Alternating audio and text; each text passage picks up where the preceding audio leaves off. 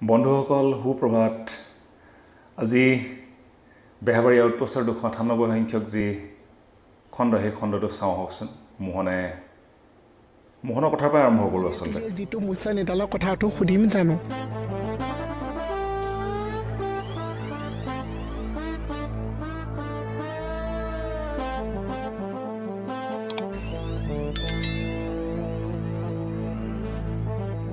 কমলো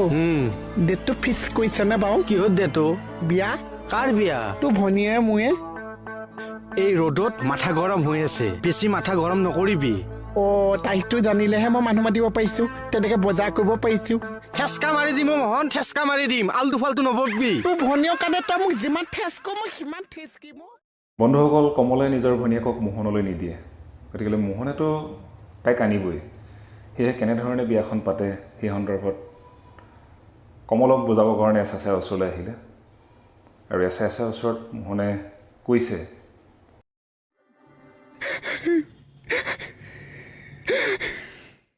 ল'ৰা কি হৈছে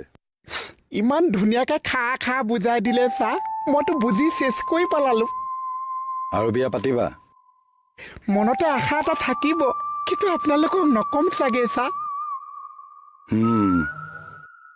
কিয় ডাঙৰ মানুহ হোৱা সপোন নাই ইমান গৰমত টোপনিয়ে নাহে চা সপোন ক'পা দেখিছো বন্ধুসকল দেখিছেনে মোহনে কেনেধৰণে ফেকুৰি উঠিছে আচলতে এনেধৰণৰ মোহন আমাৰ সমাজতো আছে বৰ শান্তশিষ্ট উদণ্ড হোৱা হ'লে বা চঞ্চল হোৱা হ'লে মোহনেতো কমলৰ ভনীয়েকক বিয়া পাতিয়ে আনিলেহেঁতেন কেতিয়াবাই মানে চুৰ কৰিয়ে আনিলেহেঁতেন চাগে কমলেতো নিজৰ ভনীয়েকক নিদিয়েই গতিকে এনেধৰণৰ মোহন আমাৰ সমাজতো আমাৰ চকুৰ সন্মুখত বা আমাৰ চৌপাশৰ সমাজত আমি দেখিছোঁ এতিয়া চাওক ঠিক এই মণিপুৰৰ দৰে আমাৰ পৰিয়ালবিলাকত এনেধৰণৰ ঘটনা ঘটে কেতিয়াবা কোনোবাই ফোন কৰিলে সন্দেহ কৰে কোনোবা ছোৱালীয়ে ফোন কৰিছে কাৰোবাৰ লগত সম্পৰ্ক আছে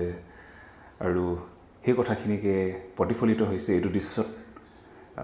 গতিকেলৈ তেনেধৰণৰ মণিপুৰ যোগেদি যিখিনি কথা মুখৰ পৰা ওলাইছে বা যি অভিব্যক্তি ওলাইছে সেয়া মিছা নহয় সেয়া সঁচা হয়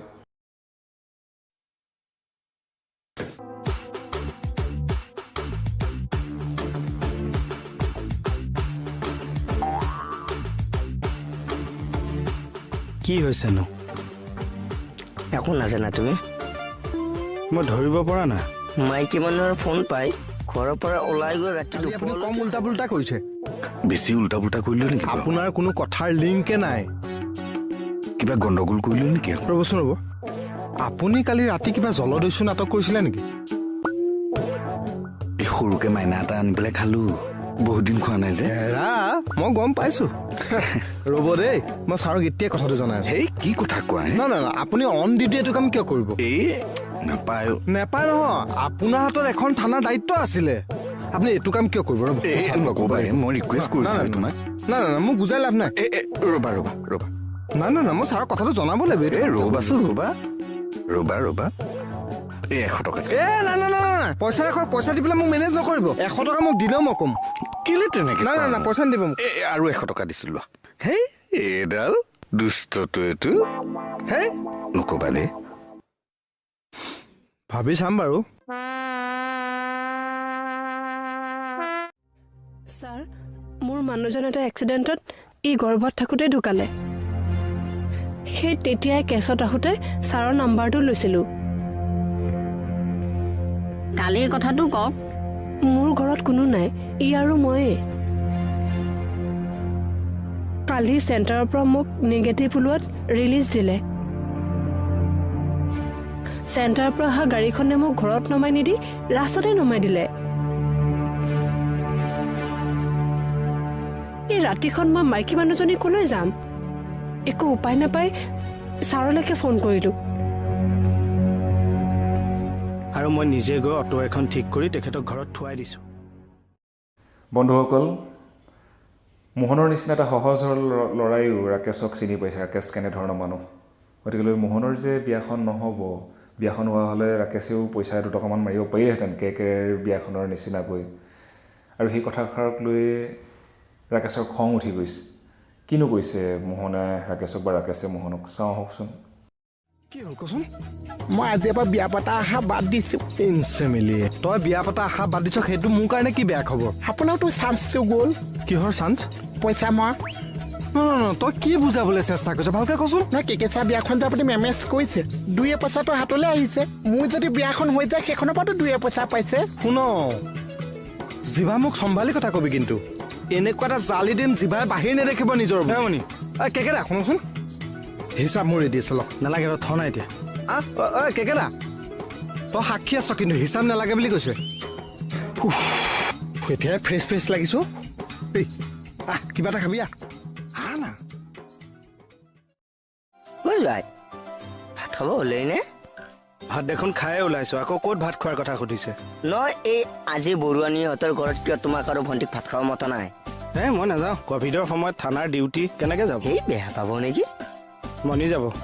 নহয় তোমালোক 2জনক মাতিছে গতিকে 2জনৰ কাৰণেইটো বনাব গতিকে এজনৰ বস্তুবিলাক যদি পেলনতে যায় তাতে বস্তু যি জুই চাই দাম বেয়া নালাগে আপুনি গুচি যাব মই বেয়াই পালে চাগে নহয় পেলনে যোৱাতকে মই হ'লেও যাব লাগিব আৰু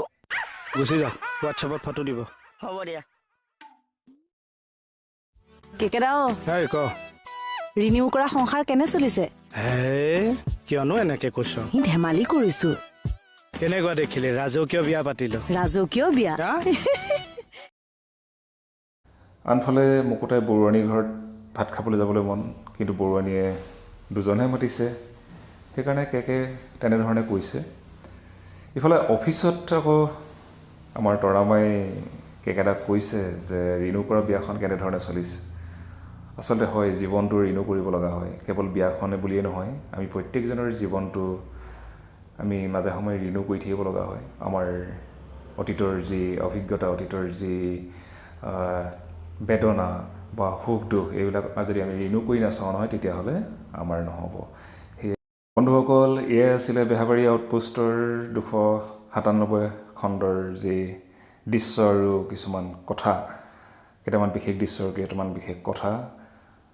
আচলতে এই বেহাবাৰী খণ্ডতে আমি প্ৰত্যেকজনে কৈছোৱেই প্ৰত্যেকজন লোকেই আমি বাস্তৱত ঘটি থকা নিজৰ জীৱনত ঘটি থকা দৃশ্য আৰু কাহিনীবিলাক পাওঁ ইয়াৰ পৰা আমি কিছুমান অনুপ্ৰেৰণা পাওঁ বাস্তৱত আগুৱাই যাবৰ কাৰণে ইয়াকে ক'লো অহাবাৰলৈ লগ পাম ধন্যবাদ